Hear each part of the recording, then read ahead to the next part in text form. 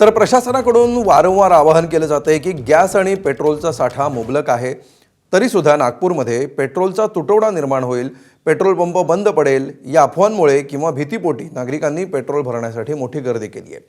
तात्या टोपे नगरमधील Indian oil petrol पंपावर वाहनांच्या मोठ्या रांगा दिसतायत, तर पेट्रोल भरण्यासाठी नागरिकांना एक तास रांगेत उभं राहावं लागतंय। प्रशासनाच्या दाव्यानुसार पेट्रोलचा कुठलाही तुटवडा नाही, तरीसुद्धा अशी गर्दी उसळल्याचं पाहायला मिळतंय।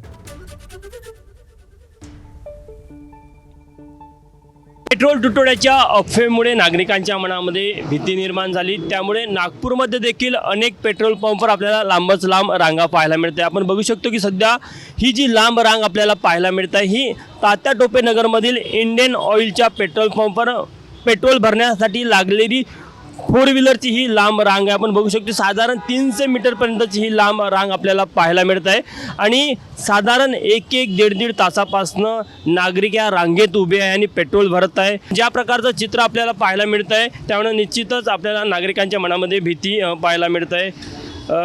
काय नाव आहे तुमचं? सतीश वर्मा। किती वेळापासून उभे आहे इथे तुम्ही? एक आधा घंटे से उभा। आधे घंटे से हो गए। आज एवढी गर्दी काय वाटतं तुम्हाला? कारण की मला वाटतं की काल मोदी सरांचं जे स्टेटमेंट आलेलं आहे त्याच्यामुळे पॅनिक सेल वाढलेला आहे।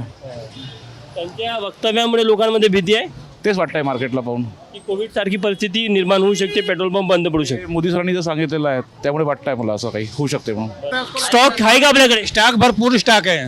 रोज गाड़ी आ रही, माल रोज आ रहा है डिपो से, डेली आ रहा।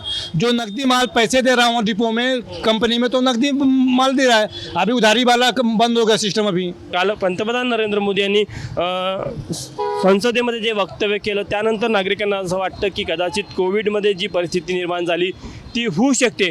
त्या भीतीपोटी अनेक नागरिक इथे स्वतःचं वाहनं घेऊन पेट्रोल पंपवर येत आहे आणि स्वतःच्या वाहनाचं टँक फुल करून पेट्रोल डिझेल घेऊन जात आहे। कॅमेरामॅन मिथुन आत्मनेसह तुषार कोहळे, एबीपी माझा, नागपूर।